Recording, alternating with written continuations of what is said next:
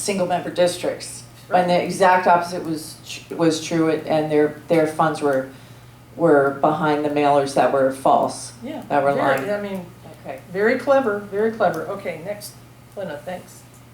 Okay, so who supported single-member districts? It's been, you know, a year and a half ago, maybe you've forgotten, but 60% of the voters in this county said they wanted more direct representation.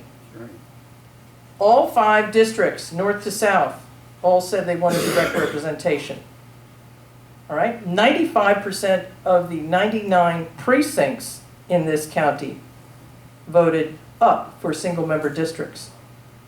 And when you go around, because I've given similar talks before and after this measure passed, why are you voting for it? Why did you vote for it? And maybe you all can add your 2 cents on this too, but it's generally been because we have too much development. We've got red tide. No one's really doing anything about that. We now have sewer spills and millions of dollars that are going to have to be invested to clean all of that up and to improve our infrastructure. Traffic is horrible. It's getting worse. We haven't had direct accountability. We want that. Anything else you all can think of? Reasons why you may have voted for it? Vote the crooks out. You know, I would add 2 things. One is, you know, why did it pass in every single district? You got pretty potent examples of county commissioners thumbing their nose at their constituents. One was Mike Moran with the celery fields. It was very clear that those in his district did not want an industrial waste transfer facility next to the celery fields. What did Mr. Moran do? He voted for it, despite all lining up of constituents at public meetings telling them, no, don't do this. And Al Mayo being for the increase in development at the foot of the Siesta Key Bridge, the South Bridge, and this is, Mr. Benderson is entitled to 13 units an acre at that northwest corner of US 41 and Stickney Point Road. And of course, if you try to get on Siesta Key and the South Bridge during season, it's horrendous, right? So why would we be wanting more intense development at that particular corner? He's not entitled to it. All these constituents lined up and said, hey, we don't want this. This is a bad idea. He's not entitled to it. What did Al Mayo do? He approved it. So there's some pretty potent and blatant examples of county commissioners completely disregarding the impact of their own constituents and kind of betraying the interests of their own districts. And if you saw the article in the Herald Tribune the other day about traffic, it took the mayor of Sarasota, Jen Ahern Koch, yeah, 3 hours to get from Lido back this side of the bay the other day. And I told Pat today, cynically, I think I'm going to write a letter to the editor saying that finally, our past and present county commissions have achieved their planning goal. We now have gridlock. We've got it. They did it. But there's more to come, trust me. And we could go into that, but another reason for electing our own district county commissioners where we will have a voice in saying, no, we're not going for more gridlock. No, we're not going to put more roads in that only generate more development. We're going to hold the line. Okay. Just one more note about why the 60% approval rating is so noteworthy. It's because to get 60% approval from the voters, regardless of district, you need Democratic votes, you need independent no party affiliation votes, and you need Republican votes to get that kind of response. So this dissatisfaction with how things are going on here goes beyond party affiliation, which is why we have formed this group now, which is bipartisan, tripartisan, whatever you want to call it, to take advantage now of this opportunity to make Sarasota County commissioners answer to all of us and do what's right for this community. Okay, so we're going to need to move it along. Just for the record, I'm Republican, and trust me, I don't care what party our commissioners belong to as long as they are responsive to us. Go ahead. Okay. The county commission responded to the victory of single-member districts by redistricting early, okay? I think we all know that. We can keep on going. Give Yeah, the reason. next Oh. one, Glenn. The reason they redistricted early, they said essentially that they can do it. No, but what did they want, what was their? Their goal was to keep Commissioner Moran in office, because we have a man sitting right over there who would be a threat to Commissioner Moran in a single-member district election. Is that not true, Mr. Mr. Atkins? Atkins, yeah, Fred Atkins is, Fred is here, and he would definitely be a beneficiary of the old redistrict, or the old district. yeah. And, I mean, chime in if you want. I thought I heard somebody.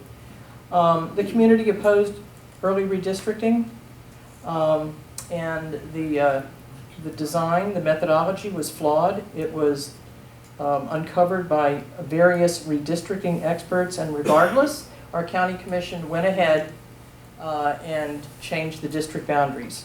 So early redistricting, you're basically saying redistricting is required every 10 years after the census. And the 2020 census, as we all know, is happening this spring. So make sure you fill that out, right? Because so much depends on that. But one of the things that the outcomes is that that data, which is considered the most reliable population data, is then used by the county commission to decide what the districts are going to be. Well, that wouldn't have been in time for the 2020 general election, okay? That data would come in, it's being gathered this spring. It will be tabulated, and then it would become available really in the year 2021.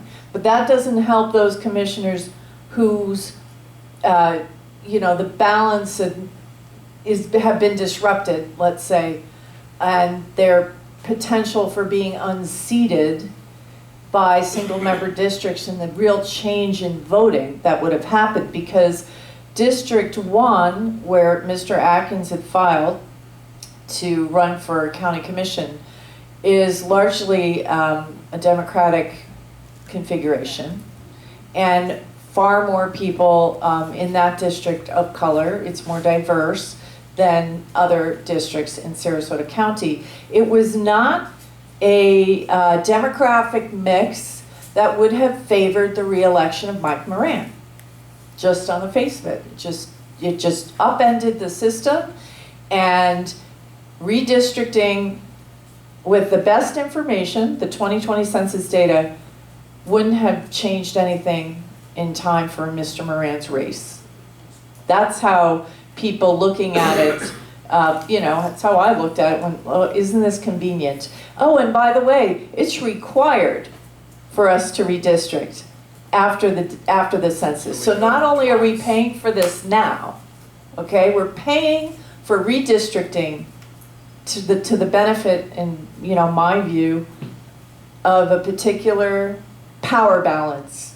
But we are also going to be redistricting again after we get the census data. So this was truly an unprecedented kind of power grab, and it led to a lawsuit. You can see how the districts are configured now.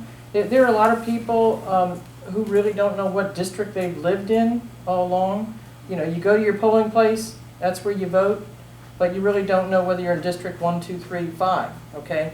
But you can see here just kind of a bird's eye view of, this is the new map. This was the faulty map that was approved in December, which is now the subject of a federal voting rights lawsuit that hopefully will be resolved by early May, okay? So we might be moving back to the old lines, and things might change again.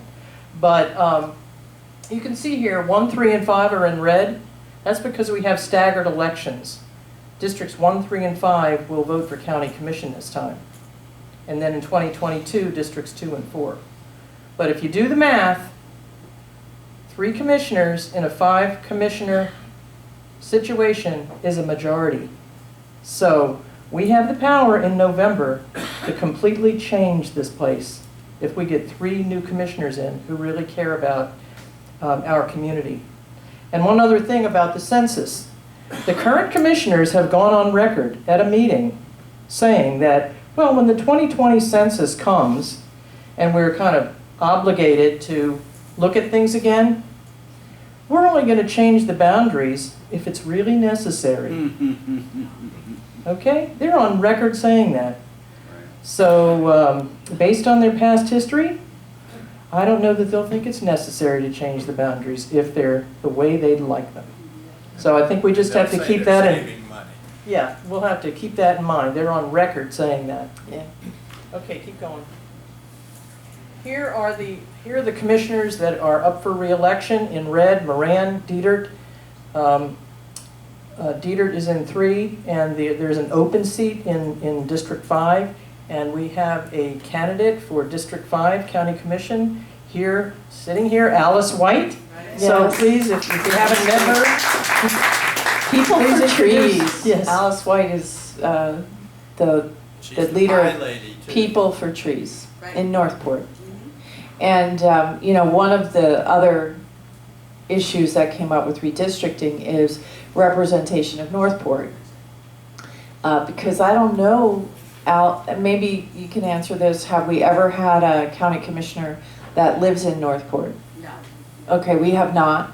And this is the largest municipality in Sarasota County, Let me right? take that back, yes. Did we?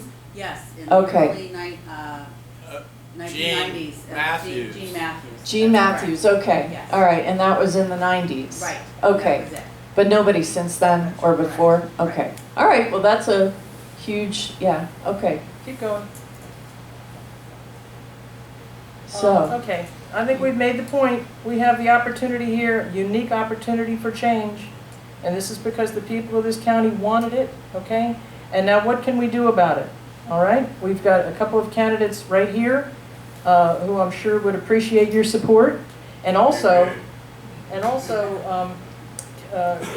one more, Glenn, thanks. We have a new group called Citizens for District Power. And if you go one further, I think that's the name. We want to raise voter awareness like we are tonight about the power that we have to change this county for the better. We can elect 3 commissioners this fall that can do that.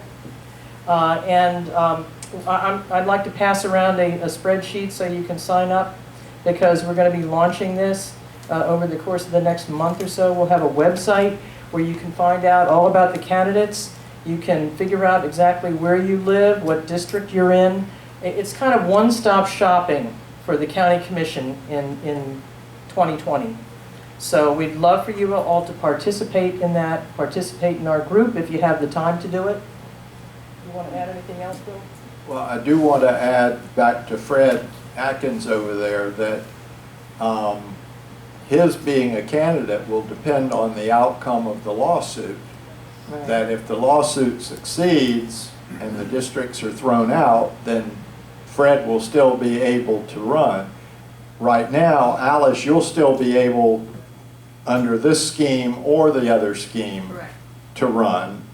But we need, depending on how this all comes out, we need candidates for 1 and 3. So if you know people, you need to start talking to your people in your district, if you're 1 and 3 especially, and finding out who might be interested in running. Because the deadline is June to file. qualify, to run for county commission Right. is June. And there are 2 ways you can get on, a person can get on the ballot, can collect signatures on petitions, as Alice is doing, and I'm sure she has some right here tonight for you all if you haven't signed one. And the other is you pay what, $5,000 fee, filing fee. That hadn't gone down because of the district thing, but it's much better to get the 725 or Actually, it's lower now. I called. six. It's 627. 627. It varies from district, so in district. Okay, but Okay. you still need a few more than that anyway. They have to be 600 and something certified registered voters Right. and that have been validated. So please help Alice all you can, and please let's talk up the finding commissioner. But I gotta jump in, you know, when it was an at-large system, the amount of signatures needed to not have to pay the filing fee was 5 times. I mean, it was over 3,000 valid signatures. So again, it just shows the burden on the candidate, and the accountability factor is far more conducive to a grassroots candidate, the way it is. So we're gonna open it up for questions, unless, what is it? May 11th deadline for petitions to be signed. Oh, okay, so there's a May 11th deadline, Glenna Blomquist pointed out, for those petitions to be signed, so that's an important one. So let's open it up for questions. You all are an engaged group of people.